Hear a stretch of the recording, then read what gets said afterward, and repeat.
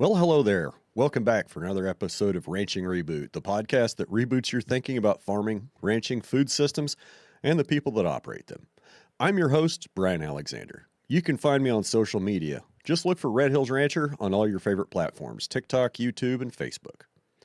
This week on the podcast, I've lost track of how many times my friend Hobbs Magaret and I have talked, and this week we're going to talk about selling the ranch, moving, what's next, and his upcoming book. As usual, we dive deep into the role of cattle as ecological managers and the future of cattle raising. Speaking of ecology, I know that if you're listening to this podcast, you care about the ecology and health of the environment.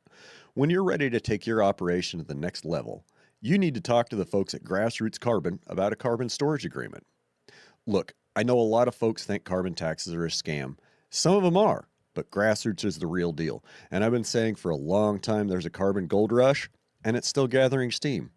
You aren't going to be missing out on anything later down the road if you sign up now. In fact, you're probably missing out right now. So get in touch with Grassroots Carbon and see if a carbon storage agreement is right for you. Check the link in the show notes or go to www.grassrootscarbon.com/reboot. Again, that's www.grassrootscarbon.com/reboot, or just click the link in the show notes. That's all I got for you this week. On to the show.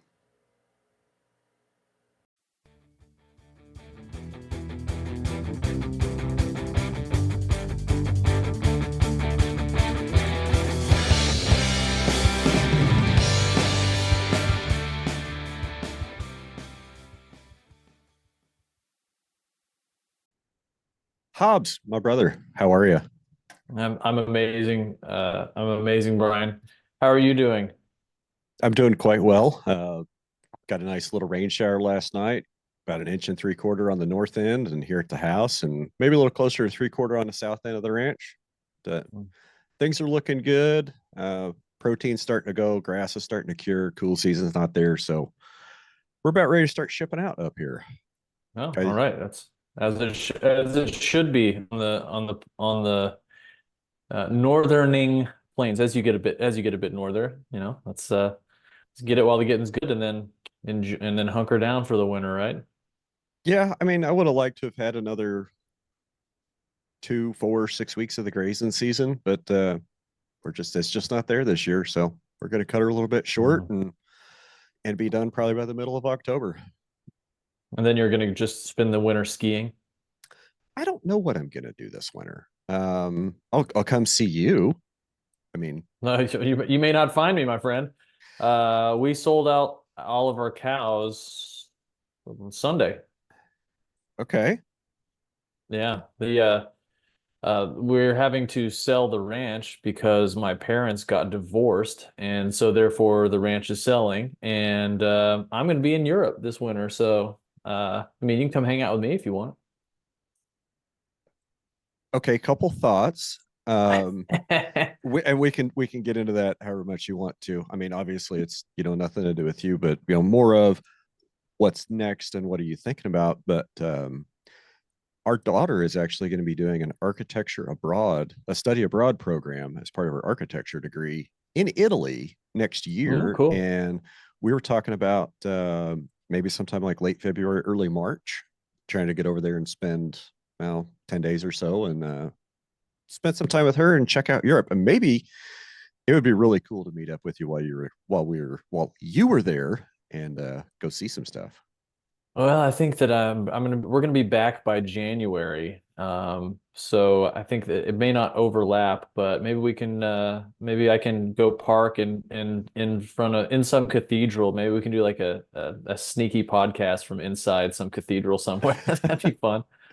Now, what are you going to Europe for? Well, my wife's a Spaniard, so we tend to spend a lot of time over there when we can. But more directly, the food is incredible over there. The coffee is incredible over there.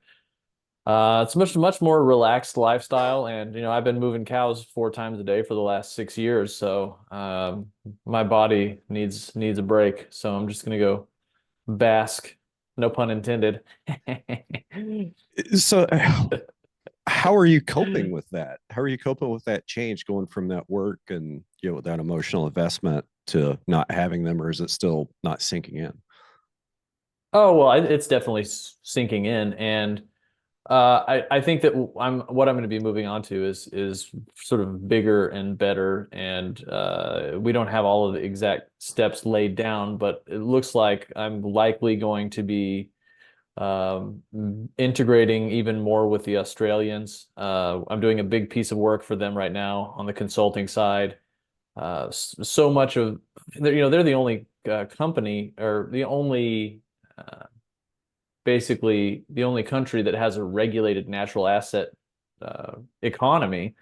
So they have entire companies to which cattle can just be a part of natural asset management instead of the beef production business, and then just tacking sustainability uh, on the beef production model. So there's that. I also am in the final process of finishing my book, which is pretty cool.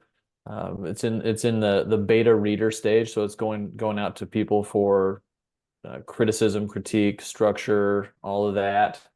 It's been a lot of fun to write. What's it Doing called? it's called The Grazing Mind: How Forgetting About Beef Brings It Back to the Table. Interesting. So Mm. what's the tagline, or what's the selling point to get people to want to go read that? Or are you Well, still working on it? I'm kind of still working on the log line and stuff, but the basic idea is that I really deeply explore the underlying sort of conceptual foundations. I kind of hinted at it just a second ago, which is, we have a beef production economy in the ranching world, and we're just trying to stick sustainability like on it, like just like as just trying to retrofit it, just like bolt it on, a little afterburner or something. Well, But you but know I we have problems with that word, with what? sustainability. Oh yeah, of course. Sustainability, regenerative, whatever word you want to have. People basically, it's like the 737. And I think maybe we've talked about this before. The 737 airframe has been the big money maker for Boeing for forever. And so they just kept putting a bigger engine on it and changing where the engine was on the airframe. And that worked until the airplane started crashing. And I see that I see the beef business basically doing the same thing right now, and the airplane is crashing. The herd numbers across the United States specifically are crashing, and so we need to totally rebuild the airframe. And in order to rebuild the airframe, we have to really look at our preconceived notions. And the basic idea of the book, actually, kind of what I start with, is that Zeetzman, one of my favorites, he says that that cattle have a dual role, which is to efficiently turn beef into protein, and then to the other role is to perform their duty in the ecology. And I argue in the book that actually cattle only have one role, and that is to perform their duty in the ecology. The beef part, I mean, every animal dies and then feeds something. So that's not unique to any particular species or any particular organism. So why would we use that as part of our management um, scheme, our management schema? So my book basically goes through my thinking on how we have to totally forget about the beef production aspect when we're building the foundations of our ranching concepts, and then we can bring it back in later after we've properly constructed our cattle world ethos. Well, it goes back to a concept you and I have been discussing for years, like probably in our very first episode that we did together on the podcast, about grass-fed beef will become a byproduct of the carbon sequestration industry on grasslands. Mm-hmm. Mm-hmm.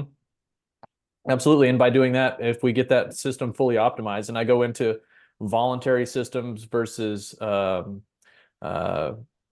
mandatory systems or conscripted systems, voluntary systems are always going to be more efficient, because the systems that have to police and enforce things will always be losing a percentage of their efficiency in enforcing outcomes.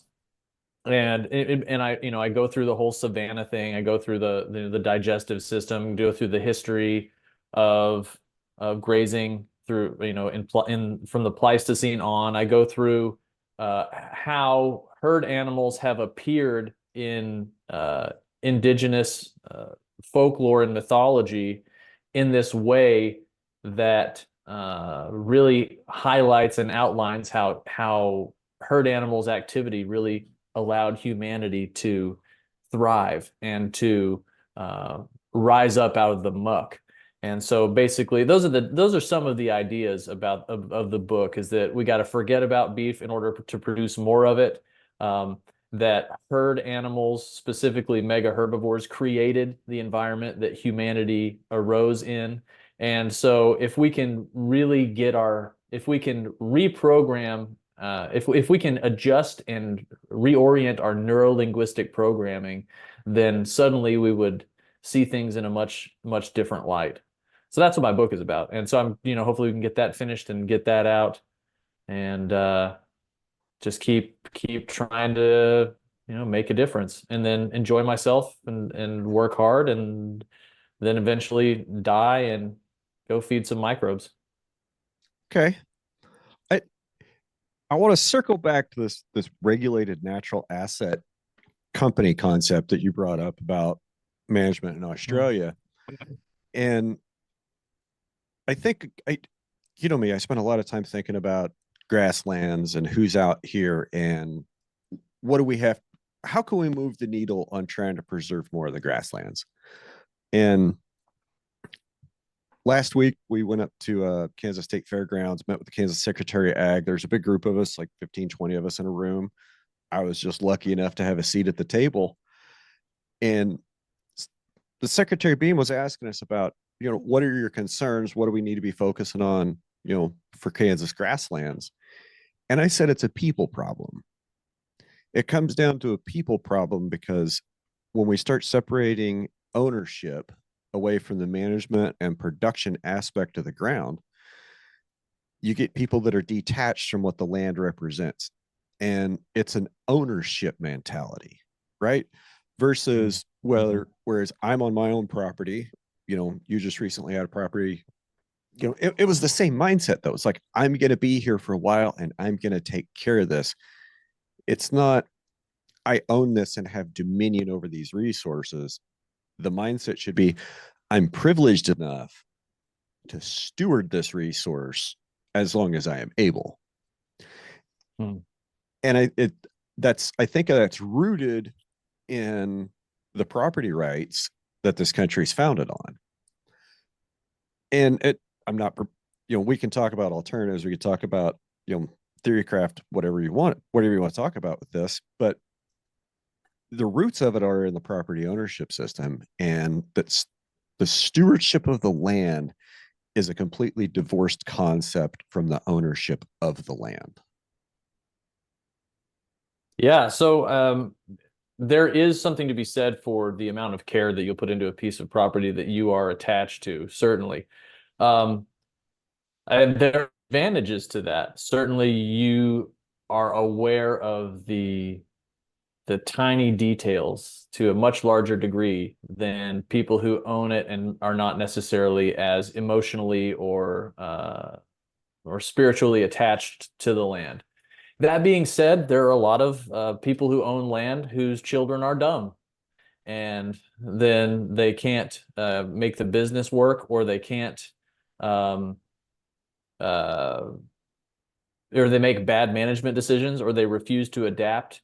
I think one of the advantages of and not saying there aren't any disadvantages, but one of the advantages of a corporate system, especially, and this is not the same as like a beef corporation or a large farming corporation. If the business is dedicated to natural asset management, like that's the whole focus, then you can set up monitoring and evaluation frameworks that are helping you to make sure you're staying and meeting your goals.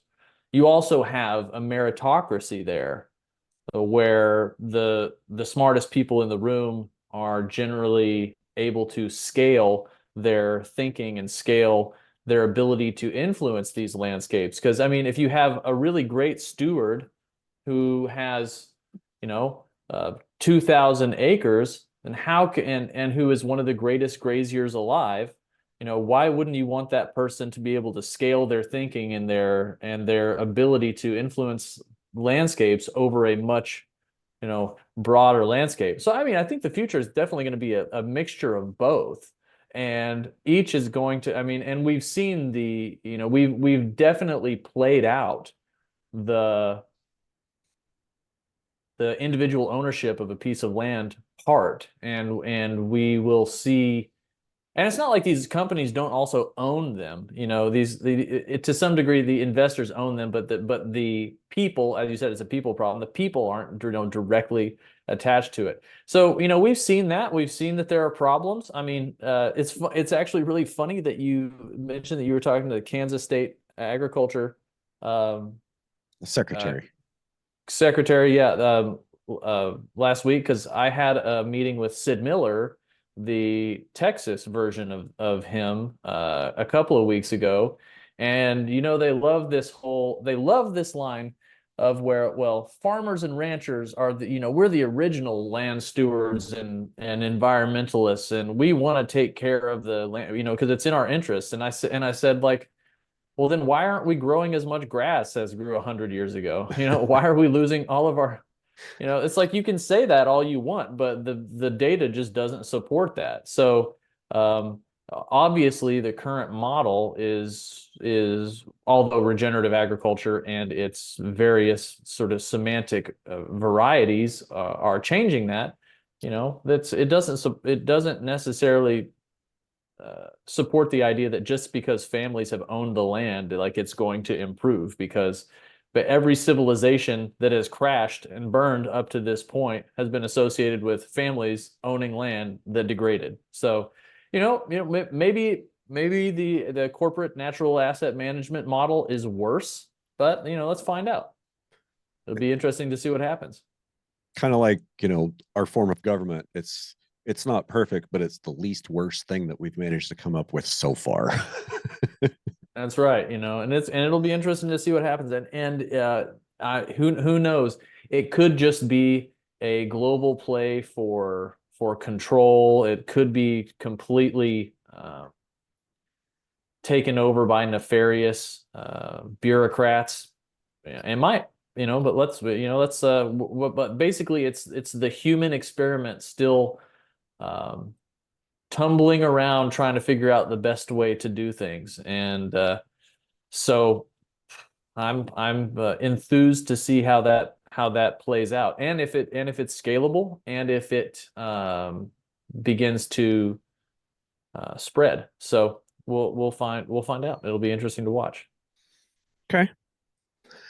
How I want to talk about like the politics of green grazing or regenerative grazing, whatever. Let's just say whatever the incoming administration wants to brand it as and their agriculture policy. How much pushback do you think there's going to be from either side, or especially from, like, I don't know what I'm trying to ask, but I feel like if Kamala gets elected and has X environmental policy for farmers and she tries to implement it, it'll get universal hatred. But if Trump had the exact same policy, it would get acceptance. Yeah, there's never been a more tribal time, obviously in my lifetime, but I'm not that old. I'm nearing 40. I've turned 38 at the end of this month. But I think, one of the things that you and I have talked about, and one of the things that you're not supposed to talk about, is that the average person doesn't have the capacity for. Here's what I would say. I would say that almost every single person overestimates, let's just say everybody overestimates their ability, the degree to which they come up with their own thoughts originally. We all like to think, I made that decision and I thought it through and these are my beliefs and yada, yada, yada. When, a huge amount of what we think we just basically adopted from somewhere else. And it just so happens to align with this tribe of other people that I'm involved with. And and then people inevitably say something like, I just don't understand how people can't think for themselves. And people who say that generally, I think give themselves way too much credit for thinking for themselves. So it's not necessarily the thinking. I think very few people have ever come up with original ideas in the history of humanity. So we just need to focus on our filtering, our ability to filter the information that comes in.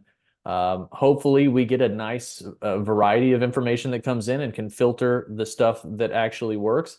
I think it's part of a larger problem that you and I have been discussing for the last, I don't know, 4 years now, which is that regardless of who comes in and what their policy is, it's just rearranging deck chairs on some sort of massively changing. I mean, I don't want to say that it's going to crash and burn, but we are definitely on the precipice of some massive changes, and I think that that's part of the whole illusion that's happening right now is that, oh, yeah, where everything's just going to continue kind of just making small changes, and it does in 80-year increments, but then every 80 to 100 years everything just goes and that's kind of where we are right now. I think that the green policies, RFK Jr. obviously is promoting management intensive grazing on Twitter. Yep. I think that his side of the uh, I think the RFK Jr. led, and this is kind of why I was actually brought in to talk to Sid Miller, because I know he was having some meetings with RFK Jr. And it's like, okay, you're a multiple time world champion roper, and RFK Jr. is an environmental lawyer. Like, how are we going to build bridges between you guys? And it's ultimately that, ranchers and farmers have the biggest opportunity to be environmental stewards. That's obviously and then how you get into that is really you get into the nitty-gritty of the details. But your initial question is, how are people going to respond to things? I don't think that Kamala Harris would really be pushing any of the more regenerative policies. I think that her world is more in line with we got to increase the efficiency of feedlots type of thinking. I think that this more scientific materialist, we have to, every problem we have to fix with the medicine, or every problem we have to fix with some sort of technology or fuel input or whatever. I think that right now there's this very strange thing happening in the Republican movement, where it's suddenly adopted this sort of neo-spiritual bent to it. I mean, Like suddenly when Republicans care about the environment. yeah, it's bizarre, and it's because I think we've entered this weird like archetypal stage, and one of the things that I write about a lot in my book is, and I'm always been a big fan of is archetypes. And I can see how ancient cultures and even not so ancient cultures view this world as an unfolding story, not about atoms bumping up against each other. It's this unfolding story that goes in patterns. And when you have a guy like Trump get shot in the ear, and he goes down one man, and is sort of, from an archetypal standpoint, is sort of blood anointed to become this leader. So he stood back up a different person from an archetypal standpoint. And that's, I mean, you could think about it from like every movie you've ever seen. Like, that would be a massive transformational moment in the movie. And Yeah, I totally get it.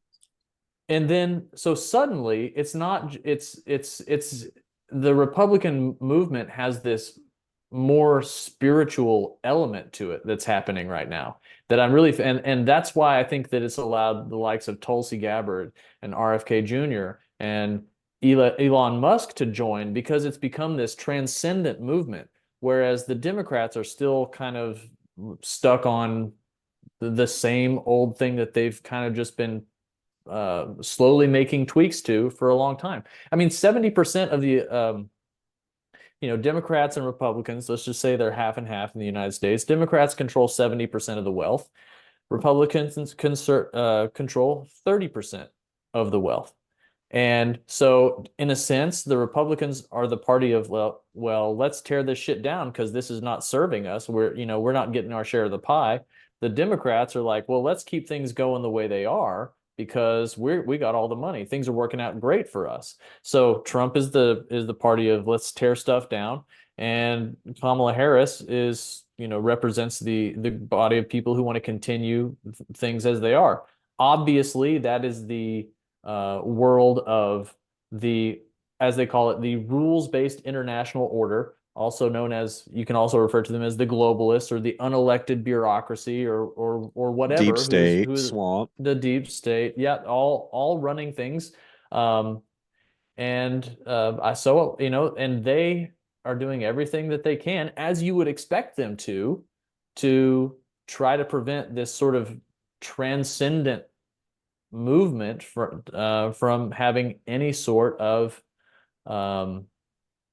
momentum, and I don't think they're having much luck. I think Trump has a really great chance of winning in November, but it'll be interesting to see how it plays out. You showed me a lot of interesting rabbits to go chase, and I'm a libertarian and have been for a long time. And I hate to say this, but I'm probably going to be voting for Trump, even though I'm in Kansas and it doesn't really matter. I don't like him. He's a buffoon. I don't like how he talks.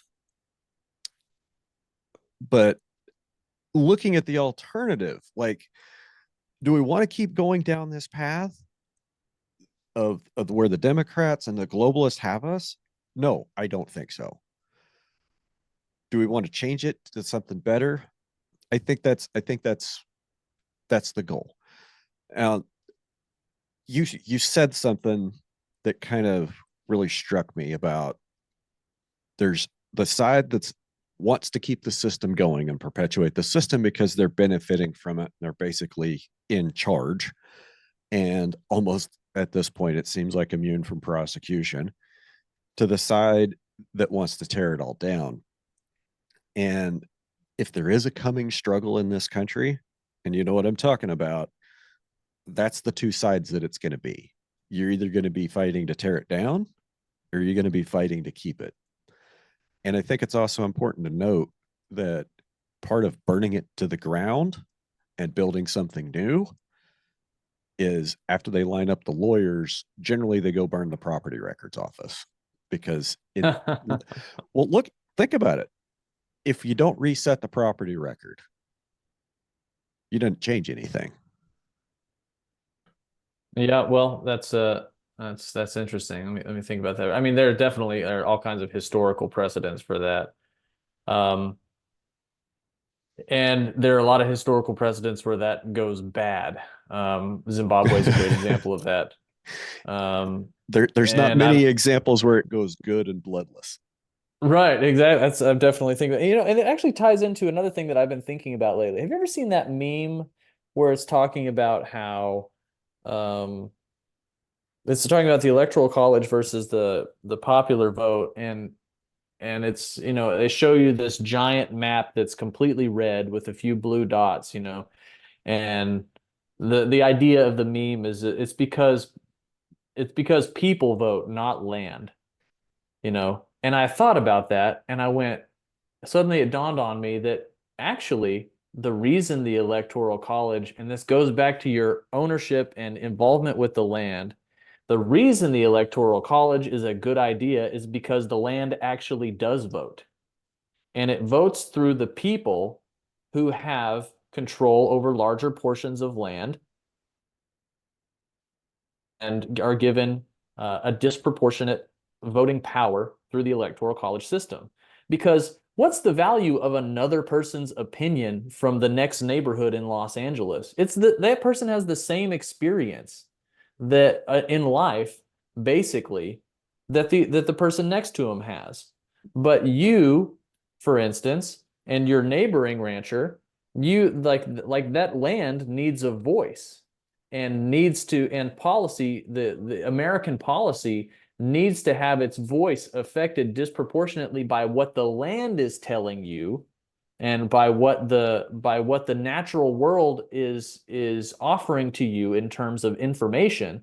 And so in a sense, I think that that's one of the I've never really heard that brought up, but I think that's one of the brilliant aspects of the electoral college system is that it does actually allow the opportunity for the land to vote.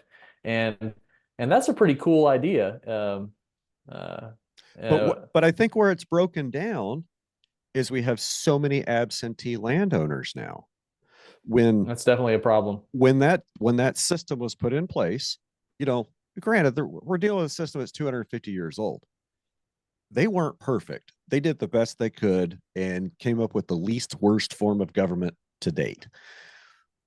But they couldn't have foreseen that, people would want to be 5, 6, 7, 8 generations removed from the land and still maintain ownership.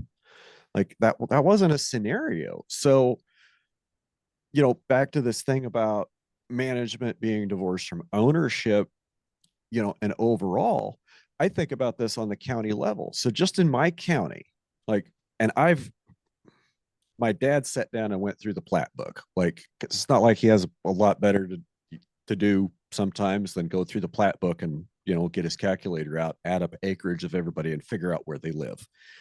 He figured that roughly 40% of our county is owned by absentee landowners. Mm. And when you count people that don't live on the land but have moved to town and still are in the community, like same voting area, voting district, that number goes up to over almost 60-65%. So the amount of people that are actually living on land that they own and manage, I think it's the lowest it's ever been. And it's a trend that doesn't reverse until the system changes, I think. Mm. Yeah, absolutely. I think that the hope that maybe we have for that is the possibility of decentralized energy. I think that the rural world will have a total renaissance when energy becomes decentralized. If we can suddenly have microgrids or an adequate amount of energy that's produced without having to be on a giant extension cable, then I think, and centralized power plants, I think that we're going to have a complete and total renaissance of rural areas, and people are going to figure out that, oh, actually, it's quite I, nice to be out there. I feel like you have a picture in your mind that you're talking about. Can you describe it to me?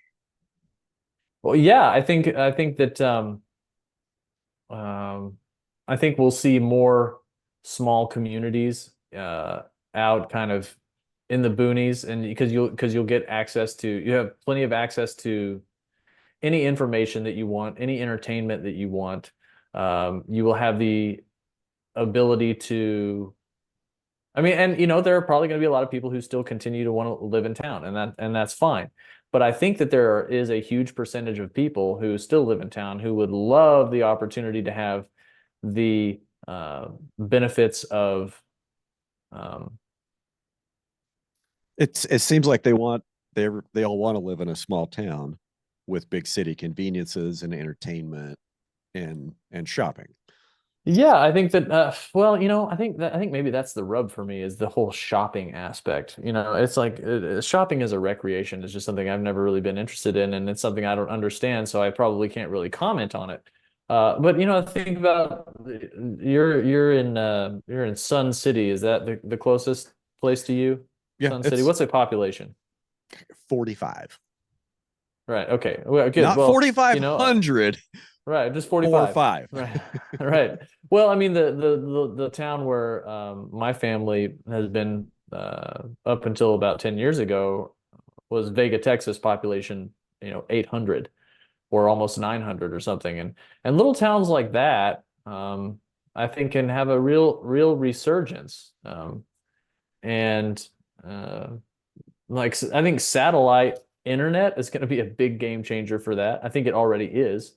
I was reading this book called "In a Sunburned Country" about Australia, and they were talking about the radio schools. So these kids would have to go to school on UHF, ultra high frequency radio, where they would tune in for like 20 minutes, 20 minutes a week. And if they were lucky and had a good signal, they can catch the lesson for what they're supposed to do for the week. And then they would go back to work on the sheep station, or whatever.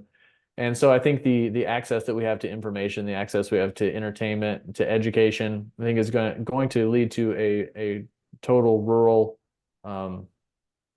renaissance. And I think also access to, if we can really pull off the whole electric equipment and electric implements, electric lawnmowers, stuff that just parks itself and then does what you want it to do. I think that if that tech really takes off, that's going to be a huge rural boon, because the quality of life will improve, because we won't have to spend all of your time mowing stuff and planting stuff. And if we can automate that, I think that'll be huge. And I think there's a good chance in the next century we'll be able to automate a lot of that. Why aren't we advocating for all these new rural landowners to be mowing their lawns with sheep and planting food forests instead of green grass? Hey man, I'm totally with that. I think that that's a reflection of uh, and I think that's a reflection of the savanna environment that we all want, that we all desire. That's a big part of the lecture series that I give. That's another thing a shameless plug is I have uh Plug a it. live lecture that I've done in Australia and in Europe and a bunch of places in the United States, and I'm calling it the herd effect. How how grazing animals built the modern world. So that's the name of the lecture. And it's, you look around you, the basic idea is that the herds built the savannah built humanity, and we create that all around us without even knowing it. And so that's the basic idea of the lecture. And then how that should inform our land management moving forward. And the idea that, we invented agriculture not because it was some great forward step, but because we had a massive 1400-year period of death, destruction, darkness, and cold temperatures, and we had to figure out a way to not die. Where previous to that, we had 2.6 million years of explosive brain growth. Must have been pretty good. So we should be really working to recreate that natural savanna that used to be just prolific across the entire world. So that's basically the idea of my lecture series. October 1st, that's going live at 12 noon Central. It's $19. I can actually send you a link that you can add somewhere if that's a thing you do. Yeah. Send me a link And we'll put it in the show what notes. now? Send me a link and we'll put it in the show notes. So Okay, cool. That'd be great. yeah, Yeah. because this comes out next Monday, so they'll have like a week, 10 days to look at it. Get signed up. Great. Yeah. So that's really the direction that I'm headed in my world right now, is that I'm moving away from the day-to-day management and into the how can I use my brain to scale what we're doing right now. I've basically done my PhD over the last 6 years in I've got literal boot camp, you could call it. And I think that there's always a ton more to learn, but I'm at a place, given my particular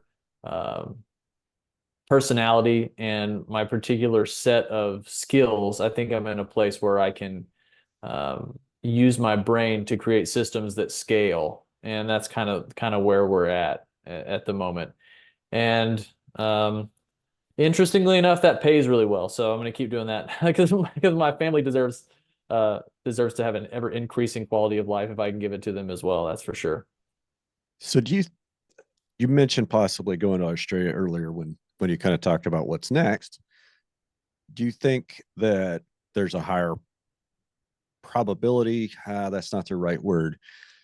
Do you think going to Australia is a better way to affect more acres that are in one area rather than trying to do Oh, piecemeal? for sure. So the company that I'm working for right now, that I'm basically designing systems for them to, integrate a more ecologically focused way of doing things. Um, they control just over 3 million acres currently, and they're um, going to be adding more as they move forward. So yeah, I mean, I'm not moving cows 4 times a day, which I love, which I adore, and I have just very much enjoyed it. And it was very sad for me to see all my cattle go. Um, but at the same time, if I can make changes that affect a much larger part of the planet, then it's my responsibility to do that. So that's the direction we're heading. There are a lot of things to work out still, but for the time being, I'm doing a lot of consulting work for them, and it's been great. The Australian companies are really amazing to work with because they're just such a back people, and they're much more progressively minded in some areas to their detriment, but most areas, they're the progressive minded aspect that the Australians have is just really lovely, and openness to new ideas. They have the same number of cattle the United States does, and 10% of the population of people. So um, it's a lot more of it's a much more pastoral culture. So I've just really been enjoying working with them, and I hope that um, what we end up doing over there is something that can continue to scale over here. And I know a lot of great people are doing a lot of amazing work here in the United States too. So it's not like you guys really need me that much. So no, it's good, and the future is bright. And you know what? Who knows? I may end up, I doubt it, but I may end up running a skid steer at a feedlot. But that's where I was born, on a feedlot, so wouldn't from the dust we rise, and to the dust we return. So You got to do what keeps food on the table. Um, that's right.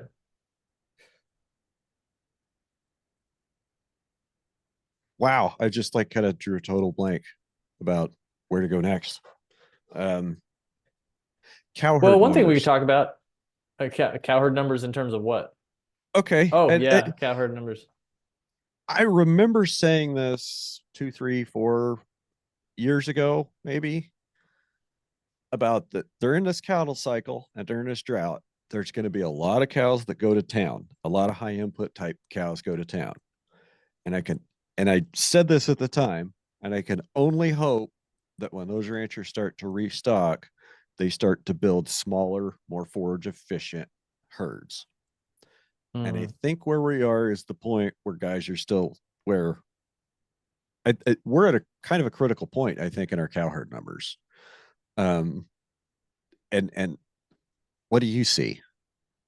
How do you feel about where the cow herd numbers are and where we need to go in order to maintain production? I think the cow herd numbers are in terminal decline.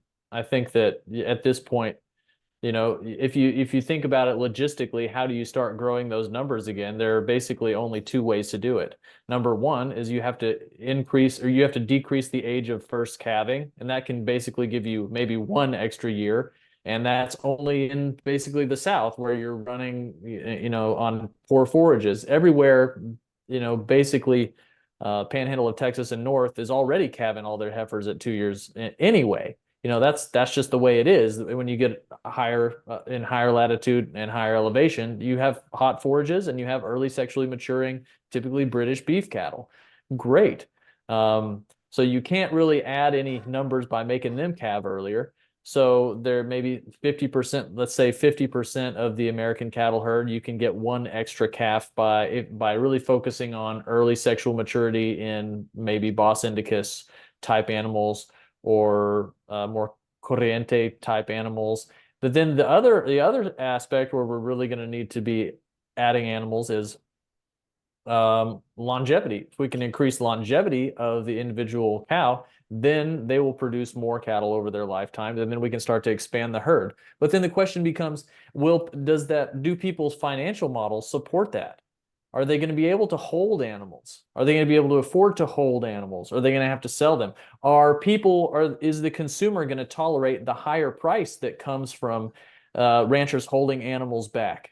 And so decreasing the supply of beef and increasing the cost of beef to the consumer. So there are a lot of logistical and supply chain and genetic constraints to actually growing the cow herd. And maybe you saw this, but I overlaid a cow herd population chart with oil production in the United States, and it's a completely correlated chart. So the cow herd in the United States is a derivative, just an almost direct derivative of fossil fuel affordability and production.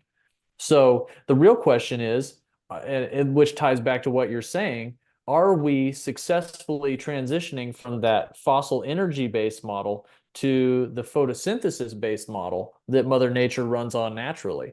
And if we can transition, and this is why my book is about, we have a lot of stuff we need to throw out. We got to do the Elon Musk with a lot of stuff we're doing with cattle. One of the things that he says is if you're not adding at least 10% of the stuff that you threw out back in, you're not throwing out enough. So we need to take this entire industry and just chuck stuff out. Big cattle, we gotta chuck them out. High input cattle, we gotta chuck them out. Feed conversion efficiency, we gotta get rid of that. It's a bad metric. We gotta lose that. And that's a big one that's very difficult for people to get their head around. And the idea, one of the things I write about in the book, and I think is an appropriate metaphor, is that if you're driving down the highway, the most fuel efficient car is like a little 4-cylinder, right? The basic idea is that by measuring for conversion efficiency, we're creating effective cattle in general, and that goes back to the whole make feedlots more efficient because it's better for the environment kind of thing, instead of looking at how Mother Nature does it. And then that goes right back to your idea of what are we going to do, or your subject matter of what are we going to do about cow herd numbers. We have to have a massive paradigm shift. We can't. That's the other thing I was talking to Sid Miller about, is like the only way that the ranching industry is going to survive is if we stop thinking about ourselves as beef producers and start thinking about ourselves as basically ecological maintenance engineers, and then who just produce beef as a waste product. Like it's a highly monetizable waste product. And you and I have had this discussion for years now, but it's just not like we have to let go of the identity of the beef producer. Like it's counterproductive at this point.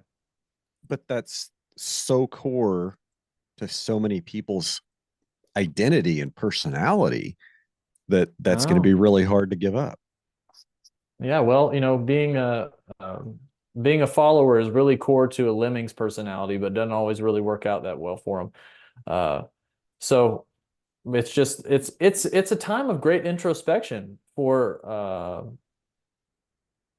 the ranching industry. I mean, for humanity at large. I mean, the way that we interact with Mother Nature, the way that we act with reality itself, I don't think very many people have figured that out. I don't think very many people are doing that well.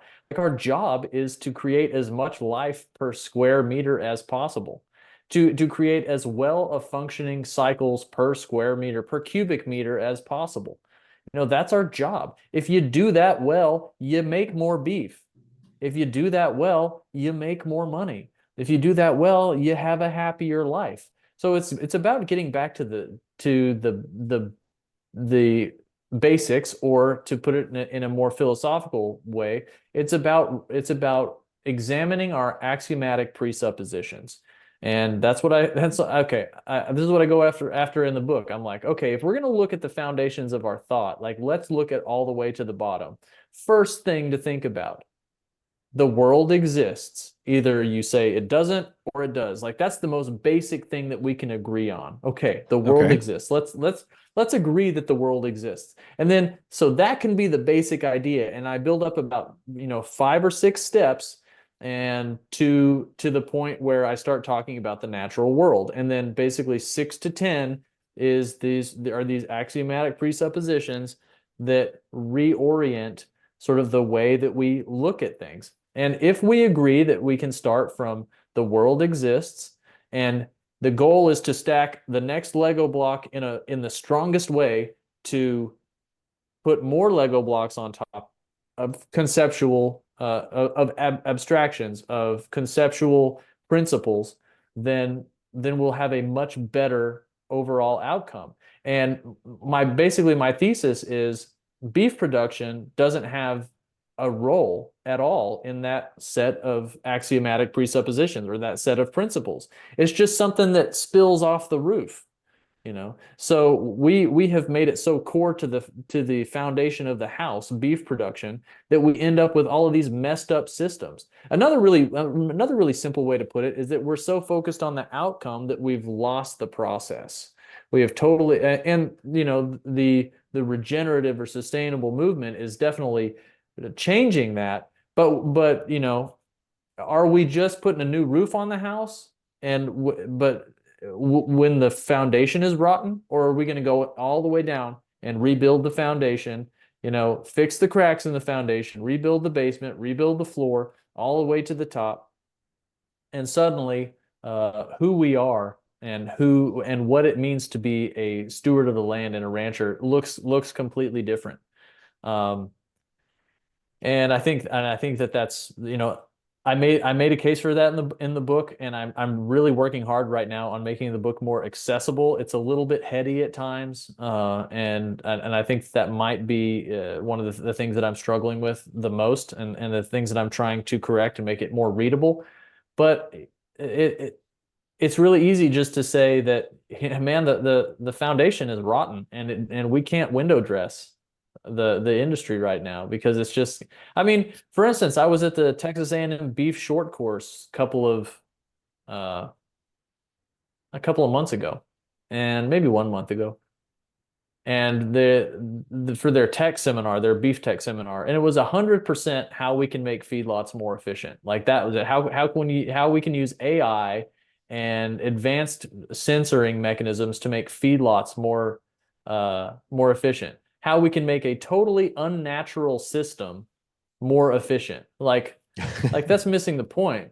I mean, yeah, feedlots are a reality, and they're going to be with us for a while longer until we can turn the planet into an optimized grazing system, which is kind of my life's goal, is to move the planet towards an optimized grazing system, because that's largely what it was during the Pleistocene. But the engineers, the well-paid engineers have figured out how to most effectively deploy energy to defy nature. And so that's where we're putting all of our energy, instead of how can we enhance Mother Nature? Like, what if it's possible that we could actually make Mother Nature function better than it ever has been as a result of our conscious manipulation? I think we should, instead of just how we can, it's like we found gas, and now we're like, ooh, I push this button and meat comes out. Like, that's in a sense what a feedlot is. Like, I push a button and meat comes out. And that's not how natural systems work. Natural systems nothing can be separated from anything else in a natural system. And our current system is defined by materialist mechanical separation. And there is definitely a bit of a spiritual undertone to what I'm talking about, and to my book as well. But that's just that's my particular brand. Spiritual, but not religious. I mean, not really. I mean, it's I guess religious just sort of becomes dogmatic, and spiritual and religious built on the semantic superstructure. Like, when someone says, do you believe in God? And it's like, well, all we're doing is bandying about words. Like, well, how do you even know that we're talking about the same thing? Like, well, let's talk about what you mean by God. Right, exactly. But then to say, like, do I live my life as if there's a father figure in the sky waiting to punish me if I screw up bad enough? Yeah, like, I definitely do live my life that way. So in a sense, my actions seem to indicate that I am definitely a structural. I am structurally, I definitely believe in God. So I mean, it's the religious is the semantic superstructure, and spiritual is maybe your individual relationship with how you act towards the world. Like, do I act as if the person who takes on the maximum amount of suffering for the betterment of humankind is the savior of the human race? Like, yeah, that's a great model. And I act like that. And whoever is in that shining beacon of excellence is who I'm going to give my allegiance to, you know? Does that mean I'm going to go around using all of the same language that Southern Baptists do? Like, no. But structurally, I would have to say that's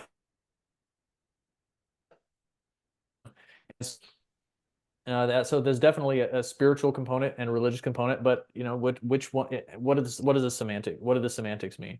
One thing I do certainly believe in and act as it and try my best to act from is that all things are one thing. It's like everything is so inherently interpenetrated that it's not even useful to talk about things connected.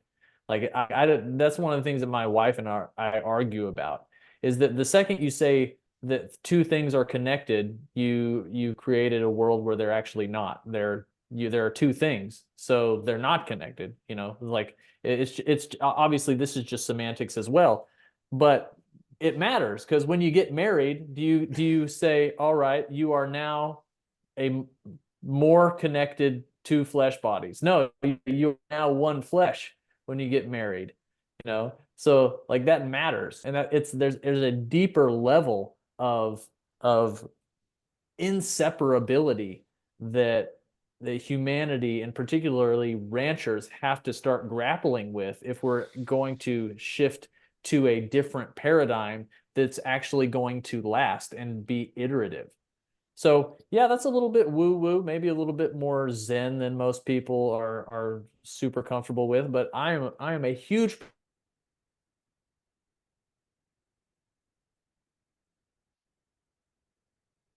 the more we conceptualize the absolute unity of all things, the better off that we'll be. Because I mean, most of our systems are built on this idea of separation, and there is the reality of separation. Like if you want to look at it from a for instance, like a Buddhist standpoint, you have a coin. One side of the coin is that all things are one thing. The other side of the coin is that things are separate. And the point is not to be on either side of the coin, it's to have the coin. The coin is the wholeness of reality, because it contains separateness and unity. And the truth of the matter is neither and both neither and both. It's so but my biggest problem is that we live on the separate side of the coin. Particularly in this culture, we live on the side of the coin that everything is separate. And we don't see you look out, you see a piece of grass, and you don't immediately think, oh, that's me, but it absolutely is. That cow, that's me. It absolutely is me. It's all one. So I think we would do well to spend a little bit more time in that frame of mind, and I think it would definitely aid our transition into a more sustainable paradigm. Okay. Okay. Brian, you don't have me on you don't have me on this podcast because you think that I'm going to say something boring. Oh no, I'm getting ready to say something here. You've mentioned reality several times, and reality is something that you know for some reason or another I spend a fair amount of time thinking about. So I'll give you a choice of three. We're alone in the universe. There's a multiverse, or simulation theory. I think I find it most functional to think about it from a simulation. Think about it like this. A lot of people. Before you go, No, I'm go going to ahead. say Go I ahead. don't think we're living in a simulation. And after you finish, I'll say why. Okay, very cool. I'm looking forward to hearing this. Um, I'm not, but the thing is, I think it's functional to think about it as a simulation, but to think there's something outside the simulation, like I don't know. Here's how I can conceptualize existence or reality. Like in Men in Black, where they keep zooming out and eventually the universe becomes an atom, Yes. and then Yes. people think it goes infinitely down or infinitely up. Here's how I actually conceptualize it. Imagine that the desk you're sitting in front, there's an atom, and you go into that atom, and it's a universe, and that universe has or galaxies, and then galaxies have solar systems, and on that solar system there's a planet, and on that planet there are continents, and those continents have countries with cities, and cities that have houses, and houses that have furniture, and on that in the house with furniture there's a desk, and on that desk is the exact same atom that you started with. It's a loop. So it's infinitely up or infinitely down. I conceptualize it as this strange loop where you end up right back where you are. Okay, that's interesting. I'll have to give that some thought and some study. From my perspective, I don't think we're living in a simulation. Because from a system designer point of view, you would cram as many people as you could into a small of an area, so you only had to render the structures, like you could render the structure once for 10,000 people, right? Versus where I live out here on the Great Plains. I think the Great Plains and how sparsely populated they are disproves simulation theory, because it would be an irresponsible waste of resources to render this entire environment for just me or just my neighbor that's 3 miles over the hill. And we're the only people out here. That's pretty wasteful of resources. Like the amount of computing, Oh, the amount of compute resources it would take to render the hills and the grass and the wind and the sky for just me in the area that I occupy without anybody else. That's incredibly wasteful from a systems resource point of view. oh, so you think that the cattle out in the pasture that you can't see right now are currently being rendered? No, I think they actually exist. Like, I don't think we live in a simulation. I Oh, see, I mean, I'm not sure about that. I'm not sure that anything that I'm not seeing right now is currently being rendered. My connection is unstable, so I may be outside of your rendering in a second, but we'll see. I mean, it's like you see somebody up in an airplane, and you're like, are there really people in that airplane that are having an experience right now? is there Like is there I somebody in that airplane that's looking down at me right now, wondering, is there really anybody down there? Right, absolutely. And I don't know. That's I'm not sure. And is that person a different person? If there is a person up there, is that person a different person from me right now? You know, I like I don't know. I don't know the answer to that question. All I know is that I mean, and we go any farther and we end up in the, well, what does any of this matter anyway? But and that's definitely a legitimate question,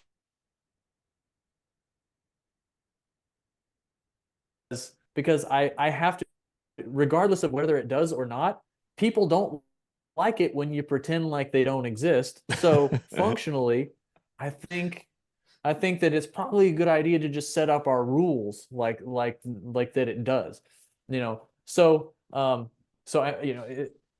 that's a I mean, that's the question people have been exploring for forever. I and to your idea that the land is being rendered, I completely that you don't agree with this, but I think you do. That I think the land has an intelligence of its. I think the grass and the animals obviously have an intelligence of their own. The I more to a piece of ground responding to really great grazing strategies than just, oh, we have now put in the proper mechanical and chemical processes that will enable this to work at its maximal function. I think there's a consciousness that arises when the proper when it is properly oriented with the rest of reality. I think that there's a I think it wakes up to some degree. I think we've somehow, we humans have depressed a naturally occurring landscape consciousness that was probably once so strong that it spoke to our ancestors in a way that it just doesn't speak to us anymore. You think all the noise from technology drowns out that signal?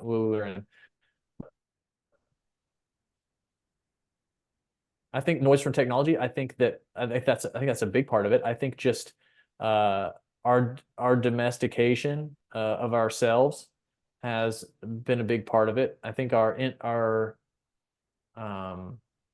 I think that the degradation of the land, treating the land as a resource to be mined instead of an extension of ourselves, has cut off that connection with the land.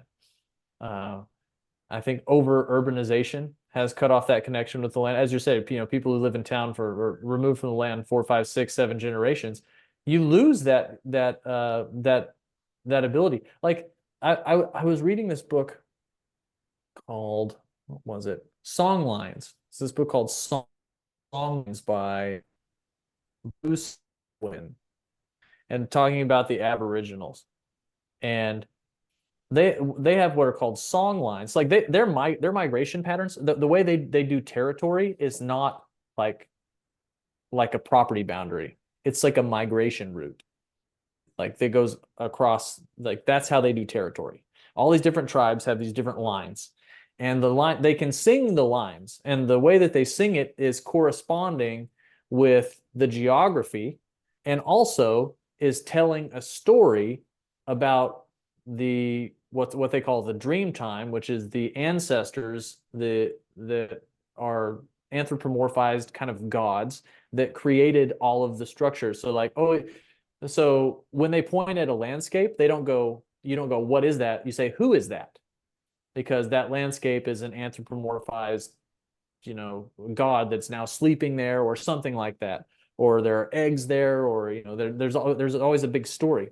But the thing is, an individual Aboriginal person might only ever go 100 or 200 miles up the song line, but they can sing the entire song line from coast to coast, and it's passed down to them. They have this genetic ability that's passed down from them. And if you go all the way to the end of the song line and play a few bars of somebody who was singing on the total opposite end of the song line, they will know the entire song, although the words will be different because they speak different Aboriginal languages. So there's this bizarre thing that's happening, or maybe not anymore because the numbers of Aboriginals have decreased so much and they become more westernized. But there's this bizarre thing that's not explainable really through just like, here, memorize this, and they have a different relationship with the land that has some like a strange genetic or spiritual arising or emergence that's difficult. You may also know that Aboriginal people will never draw a map with the one direction north. No matter where they're standing, it'll always be oriented exactly as they are. So if they're pointed south, they will draw the map as it's south. They have it's almost like birds that have navigational abilities programmed into their genes that these Aboriginal people have. And we're talking about losing a connection with the land. And I think that over hundreds of years, we have lost that connection with our land. One example that I've always known from a little kid is like, oh, I can feel the magnetic field of a group of cows. And I know there are a lot of ranchers out there, especially ranchers who have been doing this or many generations deep into it. Like you can feel the magnetic field of a group of cows. You can feel where they want to go, where they're pushing on you, where they need to go, the way you step will interact with them. You will just, the way that your magnetic field will interact with their magnetic field. There are a lot of people who are going to know what I'm talking about, even if they've never really thought about it in those terms. Yep. And that's another example of that. Like I know people who've been living in the city for 7, 8 generations, they're going to have no ability to do that. And I think that there are probably countless examples of that, about being united with the land and receiving that intelligence in some sort of way that we are losing day in and day out, especially as our technological sense rises. So I guess maybe one of the ultimate questions that we have to deal with is, how do we have a resurgence in spiritual wisdom while not losing all of the benefits of technological advancement? Um, it's a big topic. It's definitely a big topic. I'm really excited for you to take a trip down to Australia and go spend some time with some Aboriginals, like out in the bush, and learn from about the land, and maybe not necessarily management, but just like absorb some of their cultural knowledge, because that sounds very interesting about the song lines. I've never heard that. Um, we do need to get out of here. That's kind of the price of starting late, is we gotta still have to kind of wrap up on time.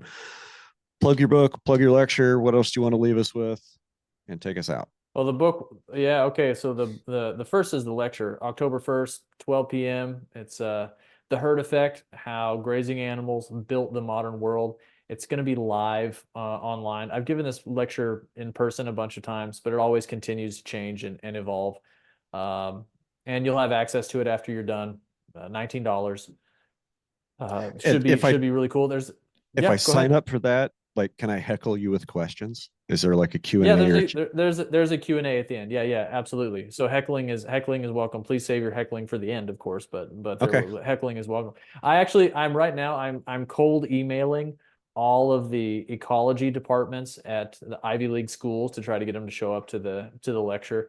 Just because I think it'd be cool to argue with some Ivy League professors, or discuss, Maybe various. send an invite to K-State agronomy.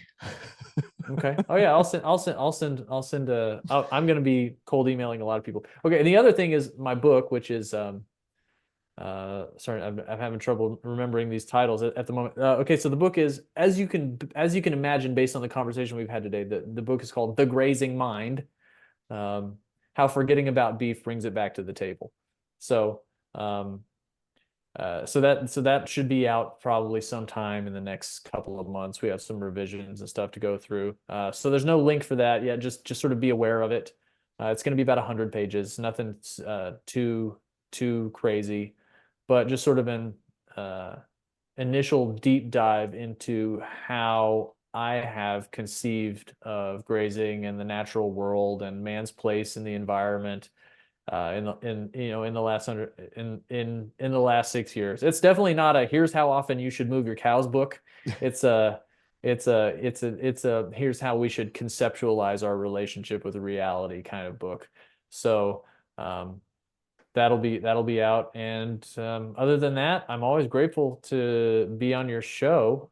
And it's always fun. I think next time we need to do like a Halloween show, and we both need to do costumes or something. uh, we'll get together and do one in person. Like, we I know we keep saying that. We're like, oh, we'll do the next one in person, and we end up right back here on Zoom. But we'll do it. We'll do one. We've got to do one. Oh, it'll be awesome. Yeah, absolutely, my friend. Okay, well, thank you very much for having me, and I can't wait till next time. Yeah, I really appreciate your time, and like, back to where we started with you having to move. You know, Probably doesn't feel the greatest, but change is an opportunity for growth, and there's always other opportunities in front of you. And I wish you the best of luck, my friend. Oh, thank you very much. It means a lot, Brian. All right, all right, man. I'll let you get on with All your right, day, gang. Have a you great week. bet. See ya. Bye.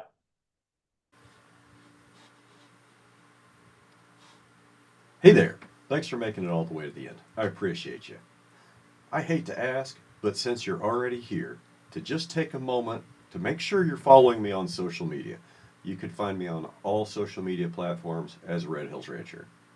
Show some love to the show supporters listed in the show notes.